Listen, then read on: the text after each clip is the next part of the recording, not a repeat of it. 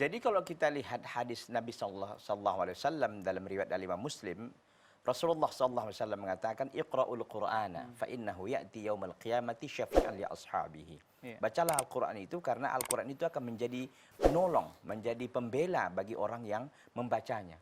Jadi banyak orang yang bisa membaca, ya, bisa saja dia membaca ini dengan cara tasmi' tadi kan, dia diperdengarkan begitu kan, dia akhirnya pun menghafal dan bisa membaca dengan baik.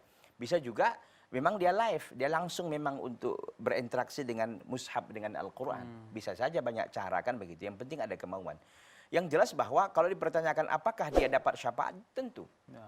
Tentu dapat dengan keumuman hadis tadi. Kemudian juga dia ditambahkan oleh Al-Imam At-Tirmidzi dalam riwayat yang diriwayatkan oleh beliau dari Rasulullah sallallahu alaihi wasallam, "Man qara'a harfan min kitabillah falahul hasanah wal hasanatu bi asyri amthaliha." Barang siapa yang membaca satu huruf dari Al-Qur'an, membaca begitu loh. Membaca itu apakah dia langsung membaca atau dia mendengar lalu diulangnya balik, kan membaca juga. Hasilnya kan sama begitu kan. Membaca, maka baginya satu kebaikan. Satu kebaikan itu dilipat gandakan menjadi 10. Kata Nabi SAW, la aqul alif lam mim harpun. Aku tidak mengatakan alif lam mim itu satu huruf, tapi alif satu huruf, lam satu huruf, mim satu huruf.